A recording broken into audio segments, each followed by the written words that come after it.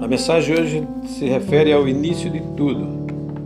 Vamos ler aqui no livro de Gênesis, no capítulo 1. Diz assim: no princípio Deus criou os céus e a terra.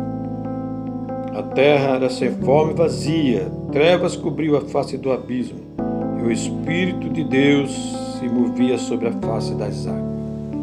No princípio Deus criou os céus e a terra. A primeira frase da Bíblia nos traz 5 princípios para a vida.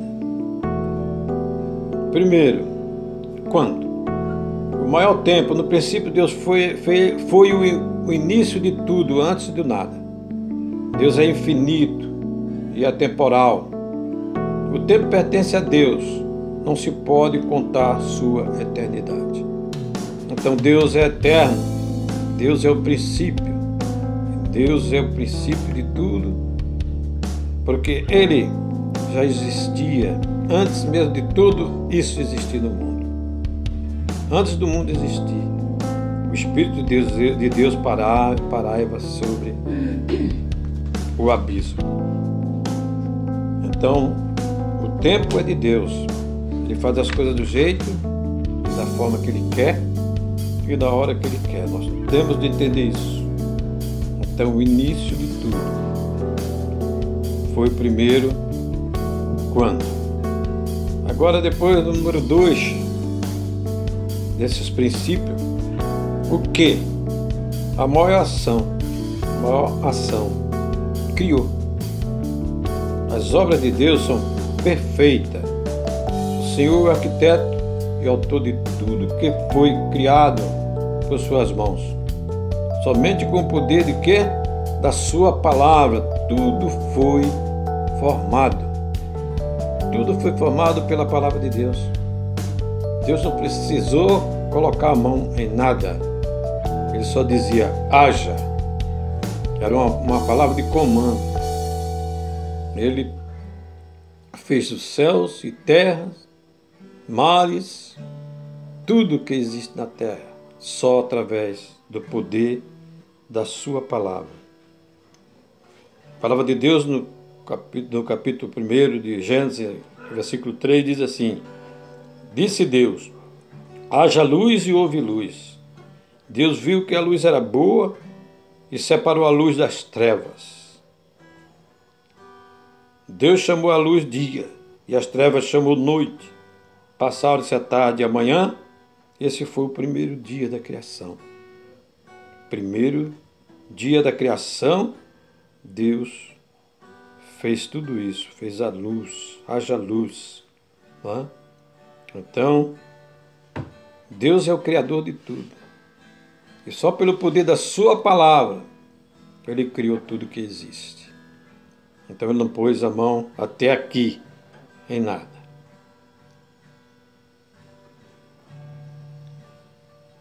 Depois o outro princípio é quem? O maior ser é Deus. Deus é o maior de tudo, soberano sobre todos. Não há limites para seu poder. É impossível descrever a grandeza de Deus. É impossível descrever a grandeza do nosso Deus. Ele é o dono do universo. Ele deixa as coisas acontecer para que nós possamos aprender lições. Não é? Essa atual situação que o mundo está passando, que todos nós estamos passando por ela, é um aprendizado para o mundo. Muita gente que não acredita, não é? Ainda, não é? No que está acontecendo, duvidam do que está acontecendo. E a gente vê que dia após dia, a gente vê pessoas perdendo a vida. E às vezes são pessoas que desafiou, às vezes não. Mas tem muitas pessoas que desafiam essa situação que está acontecendo no mundo, não só no Brasil. Então nós temos de saber que Deus permite essas coisas, que é uma lição que nós temos de passar. Então, quem é o maior ser? é Deus. E Ele é indescritível. O homem não tem como descrever a imensidão da grandeza do nosso Deus. Então, Ele fez os céus e terra. O quarto princípio é onde o maior espaço Ele criou os céus. A grandeza dos horizontes são infinitas diante da imensidão do nosso Deus, que tomou a medida dos céus a palmos. Deus é tão grande que Ele se inclina para ver o que se passa no céu e sobre a terra. E lá do céu, Ele se inclina para ver o que está se passando na terra. Então, quando nós oramos a Deus, Ele escuta nossas orações, porque Ele é um Pai poderoso e amoroso. Então, nas orações é que falamos com Ele, Ele se inclina, Ele deixa a critério nosso, não é? A hora que nós queremos falar com Ele. Mas temos de sempre estar falando com Ele, não é só nas horas de necessidades, não é só na hora de angústia, não é só na hora da doença, não é só na hora que chega alguma coisa à nossa porta. Não. Mesmo nós estamos bem, mesmo nós estando felizes, nós temos de estar sempre falando com Ele, sempre agradecendo. A palavra é agradecimento, é gratidão, né? Porque Ele nos protege, porque Ele nos ama, porque Ele deu o seu Filho para que nós tivéssemos vidas e vida em abundância. Então Deus, Ele mediu a palmos, né? A palmos pelo seu poder, os céus. E lá dos céus, Ele olha para a terra, Ele se inclina para ver o que está se passando nesse mundo. Aí eu fico pensando que este mundo não está diferente da época de Noé, da época de Diluviana. Não está diferente. Quando Deus olhou para a terra naquela época, Ele viu o quê? Um povo sem amor, um povo que não respeitava mais nada, um povo impuro. Era como agora, pai matando filho, filho matando pai, anarquia, desobediência total. Aquela época diluviana, a época de Noé não foi diferente. Aí Deus olhou para a terra e viu um justo, um entre milhões. Um justo. E hoje, se ele olhar para a terra, ele acha algum justo para salvar essa terra? Não, por quê? Porque Ele já deu o Filho dele para salvar as nossas almas. Então nós só temos a obrigação de salvar a nossa alma, porque o Espírito já é dele. O corpo não vale nada. O corpo só vale enquanto estamos aqui. Depois que baixamos a uma sepultura, depois que morremos, porque o homem tem de passar pela morte, depois do pecado, desaparece. E a alma tem de ser salva para ir morar no céu. Então nós temos de entender isto. Então nós temos de analisar também o quinto requisito que eu marquei. Para quem ama a obra, a terra, tudo que fez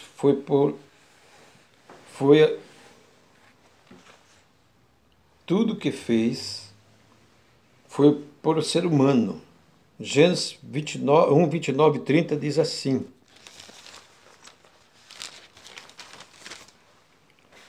Gênesis 29, 30.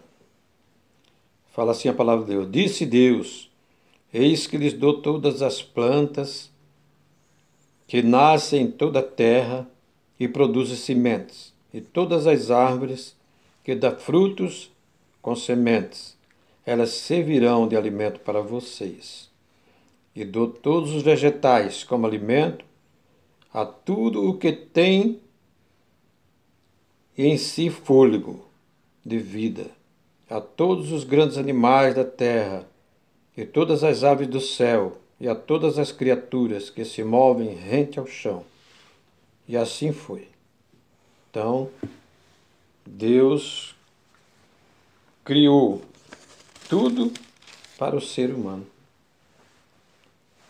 Deus colocou, Deus colocou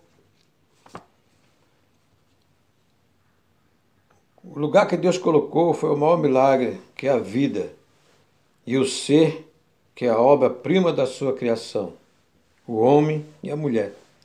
Foi a obra-prima de Deus, a criação maior que Deus fez.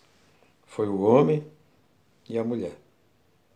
Deus criou o homem, foi a única criação que ele botou a mão. Foi na criação do homem.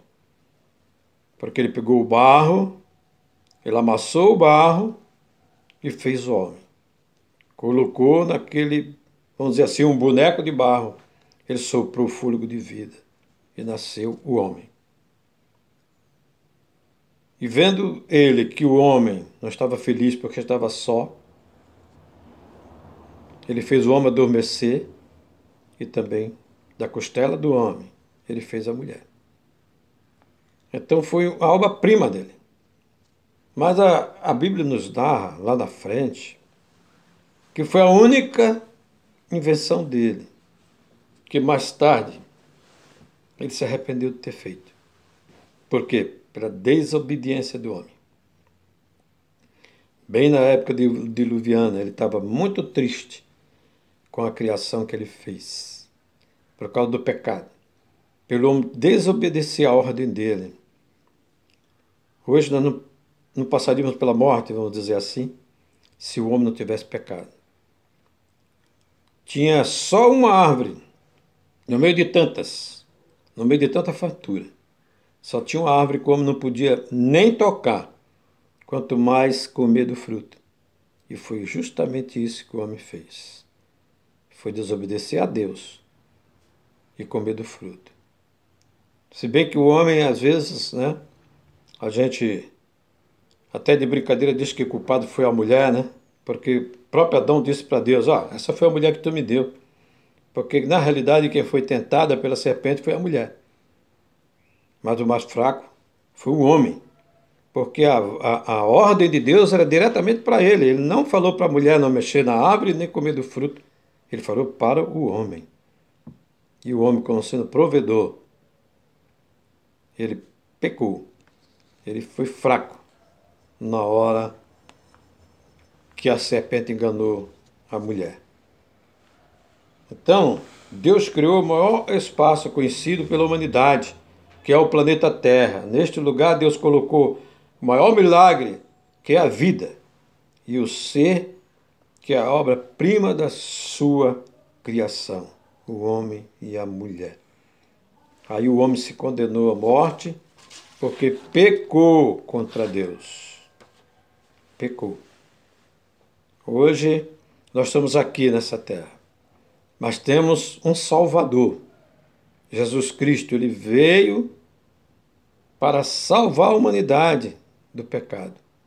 Ele veio com essa missão, sofrer, ser escarnecido, ser humilhado, ser cuspido, ser crucificado. A crucificação daquela época de Jesus era a pior das humilhações que o homem podia passar. Era a cruz, a morte da cruz. E ele foi morto sem pecado algum. Ele levou foi a nossa culpa, foi o nosso pecado, foi as nossas enfermidades. Ele levou para a cruz. Mas ainda bem que ele não é um homem morto. Ele é vivo. Ele ressuscitou o terceiro dia. Ele subiu ao céu, está sentado à direita do Pai. Essa é uma certeza absoluta que nós temos de ter, pela fé. Porque nós não vimos Jesus, nós não andamos com Jesus, mas sabemos que Ele existe. Porque a fé é o firme fundamento daquilo que não se vê, mas sabe que existe. Amém? Então eu deixo essa palavra breve para que você reflita. Você reflita que você tem um Pai, um Deus Todo-Poderoso, que tudo pode, tudo sabe, tudo faz. Que em nome de Jesus, é que eu estou falando, porque eu quero espalhar este nome. Enquanto eu tiver vida, fôlego de vida, eu quero falar deste nome para toda criatura que eu possa alcançar com minha voz. Então vamos orar para encerrar essa breve palavra. Amém? Deus Pai amado, obrigado, Deus, por este momento. Estamos aqui reunidos, sabendo, meu Deus, que Tu fez os céus e a terra. Que toda essa terra está, meu Deus, nas Tuas mãos. Tu tens a hora e o dia de nos levar para Ti. Nós não sabemos, mas Tu sabes. Só temos de nos preparar, só temos de compreender que temos de salvar nossas almas.